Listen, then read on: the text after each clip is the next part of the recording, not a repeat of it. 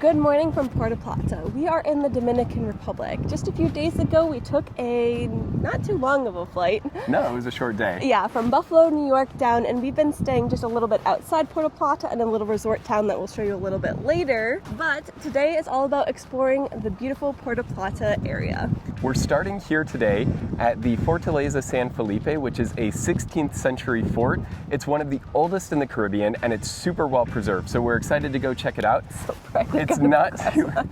It's not too expensive to go in, and the great thing is everything that we're kind of wanting to see in this historic section is all within walking distance, Yes. so this is definitely a great place to start. It's a beautiful sunny day. I think there might be a slight chance of rain a little bit later in the day, but honestly it'll be welcomed because of how warm it's been.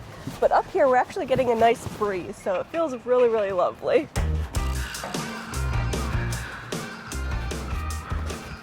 Hit your head? Yeah.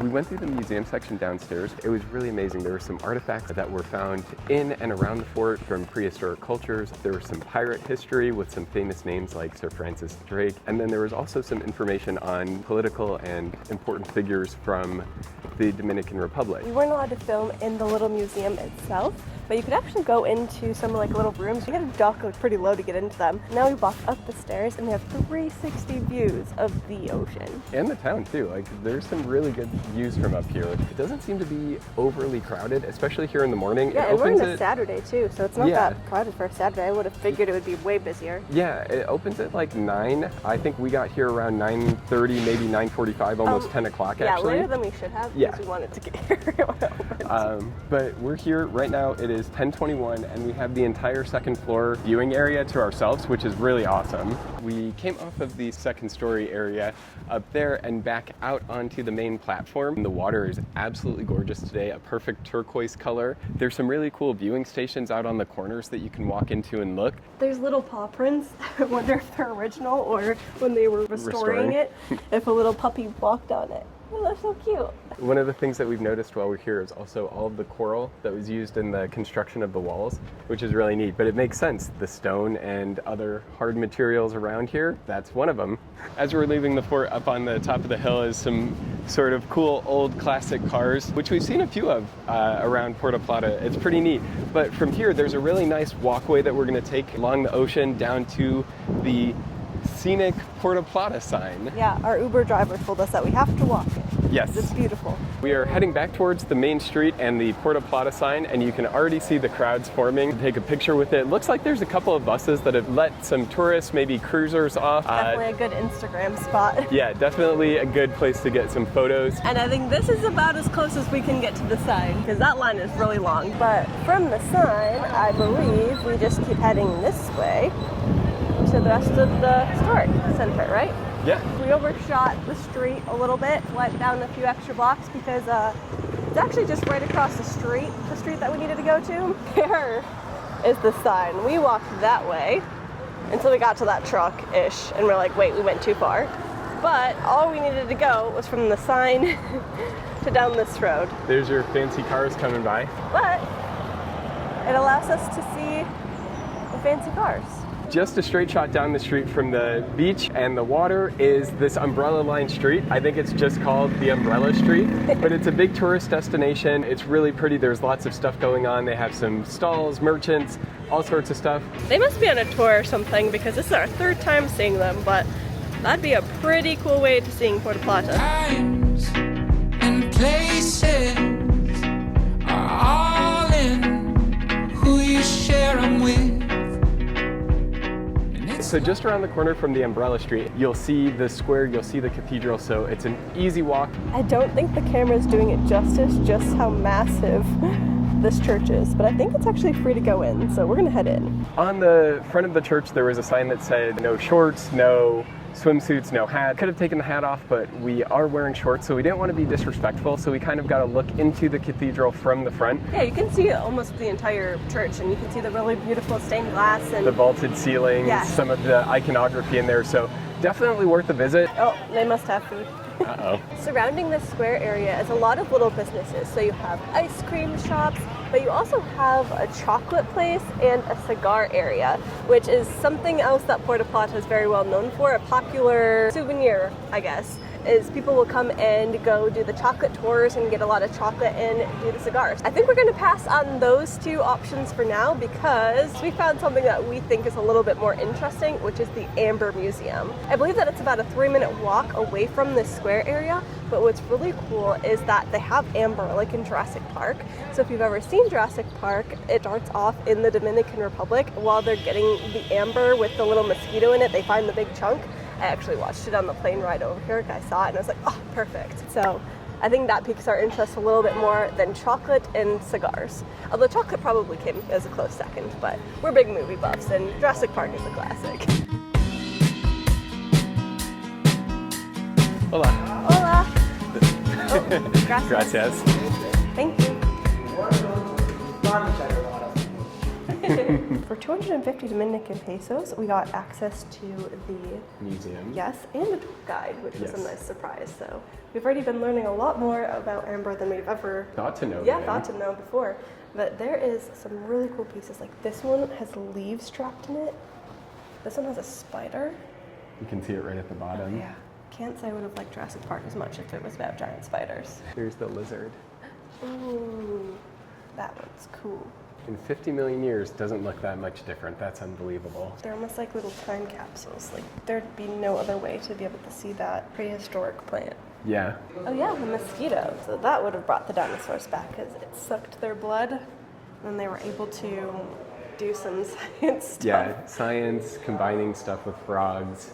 And bring back the dinosaurs. Yeah. That's too cool. Wow. You gotta hold this one. In your hands. Oh wow, I was picturing it to be very heavy. But it's lighter than That's this. very light. Wow. Wow. It's the biggest blue amber piece from this country nowadays. And you let me hold it? Yeah. Don't drop it. I don't want to be famous. Uh-oh. Wow. That's really cool. You wanna hold it too, man? Sure. Yes, please take it from me. I'm nervous. Okay. I'll give you the camera. Wow. Okay. That's unbelievable. Wow. It's like 4 or 5 pounds, huh? Yeah. You know, Barely You know anything. the bottle 7 years ago was around $80,000. Yeah, no, $80,000. Yes. You put a lot of trust in us. Oh my God. Not only did we get to learn about amber in the Dominican Republic, but we got to walk through this area that explained the cigar making process, which was really, I guess I never really put a lot of thought into that, but it takes 7 years to make Yeah. one cigar. The whole process from growing the tobacco leaf to processing it and rolling it into a cigar, 7 years. And of course, at the end of the museum, you exit through a gift shop, and we couldn't resist the temptation because we're such big fans of Jurassic Park, which he said made the amber industry boom after that movie. So we definitely felt susceptible to the, I guess, popularity of it. Ended up grabbing a piece of blue amber, which is unique to the Dominican Republic. They don't know exactly what causes the amber to take on that blue color, but when you I look think at it might have been like intense heat or like some sort of chemical that's heat, only here. gases. There was a section in the museum that had different color amber, and some of it is due to time, others due to inclusions in the soil, if it was oxygen or if it was different elements in the soil when it was forming. But that was a piece that we wanted to walk away with, so we ended up grabbing a pendant, and the price for it was pretty good, I think. Yeah, honestly, it was one of the cheapest things in there. They had like stones that were like $500 to $1,000, Yeah, $2,000. beautiful like, pieces big with chunks. with inclusions, with insects or Yeah. plants or things like that. And then, but we went the budget route. Yeah, so when we come back, maybe you're retired on a cruise, we'll come back here and buy one of those. But as of now, we definitely went the budget route. But I'm not complaining because one of the main things we wanted to do was to be able to take away a blue piece of amber just because it is so unique to here, and we got to do it. So for $41 US, We got a little pendant, which is really cool. So blue amber under UV light glows blue, but also when you're out in the sun, will have that sort of effect as well. So it's something that we're excited to see. But all in all, absolutely amazing experience, totally worth it. yeah, it's a small museum, but I would say it's definitely worth it. Can't recommend this place enough. Yeah, but now we're starving, so we're gonna go grab some food. We made it to Alpio de Frida. We're already getting a little bit of the pink vibes here in this restaurant, but with the music playing, we'll probably just pick you up as we head across the street to the Pink Street.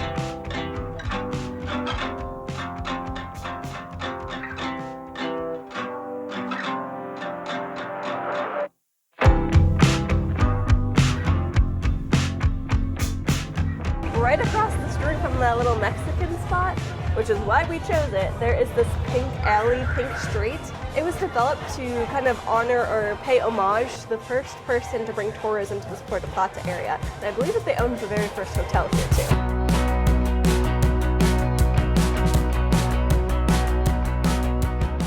So this is without a doubt the most monochromatic street we've ever been on. Everything is pink. The decorations are pink, the ground is pink, there's pink flowers in the baskets hanging under the mirrored windows. I have to say, in terms of attractions based around colored walls and stuff like that, I like this much more than the gum wall that we saw in Seattle. This is very nice, very pleasant, very picturesque. Very clean. Very clean. Yeah, even their trash bins are pink. So we turned left and we're headed back to the Colonial Square. So really we haven't done that much walking today. It's all been in a very small radius, but I think that's the last thing that we have planned for this downtown area of Puerto Plata. And now we're going up. We're gonna walk a few blocks away from like this tourist area to catch a cab to go to the cable cars. Well, this was a bit of a fail. The cable cars are closed until 2026 for restoration, which is a bummer because they are the only cable cars in the Caribbean, so it would have been neat to be able to ride them. There are people here at the base of the mountain offering to take you up to the top in a Jeep for 110 USD each, which seems a little steep considering the cable car ride was only $5 USD per person. Honestly, it's a very rookie mistake, but in my defense, when you go online, it still says that it's open, but it means that you can still get to the top. You just have to take other means. You have to take like the Jeep or like any one of these people who are trying to get you to go to the top. But we really want to do the cable cars. But it just gives us another excuse to come back for when we go get that giant piece of amber, to come back to Puerto Plata, because we haven't been able to check this one off our bucket list. This was the last thing on our list of things to do today, so a little bit disappointed. Yeah, we're definitely gonna have to come back and take the cable cars when they are open because it looked really cool. You take it up and there's a whole plaza. There's like a Christ Redeemer statue, a botanical gardens, restaurants. A fountain that's really cool, some walking paths. It looks like a really cool area, and it's not that far away from like the center, so it's it was a definitely quick doable Uber ride within your Puerto Plata today. But going back to the beach isn't anything to be too bummed about, so to the beach. Hey Joe. Some days the good Hola. things aren't easy to find. Dos. But if you're looking, you'll see plenty around. It's in the background and out in plain sight. Good things happen all the time. Gracias. Gracias. This area is about 10 minutes away, would you say? Yeah, 10, 15, depending on traffic. Yeah. About 10 minutes away from that downtown Puerto Plata area is this beautiful beach. It's called Playa Dorada. This is the original kind of tourism hub where the first all-inclusive resort was. Even before Punta Cana, this was like the birthplace of tourism in the Dominican Republic. And you'll see why in just a minute, because the beach is absolutely gorgeous. We are not staying at an all-inclusive, we're staying at an Airbnb here. And in this little Pueblita town area, there's these awesome beach chairs for this really wide, great beach that you can come and hang out at. There's lots of restaurants, there's shops, everything you need. Down the beach to either side are all-inclusive resorts, so those are there. We spent some time enjoying the beach and are back now ready to cool off in our air conditioning, maybe get a shower to get rinsed off all of the sweat that we've accumulated. We had an absolutely fantastic day in Puerto Plata, just amazing. There was some beautiful scenery, all of the colors in the houses and buildings, the Amber Museum, the fort, the Pink Street, getting lunch, everything was just a great day. Really nice area that we were in and super walkable. So make sure even with the little hiccup. But here at the Playa Dorada Pueblita area, let the cars go by. This is an area we'll show you a little bit more in depth in our next video. There's some really cool stuff to see, some shops, restaurants, the beach. We'll go up and down further on that and just give you a better look here. So really, look out. it's just an excuse for us to be able to have a beach day. Yeah, so keep an eye out for that video. Yeah, this is just the start of our Dominican Republic series. We are going to be bopping all around this island. Thank you so much for watching, and we'll see you in the next one. I'm living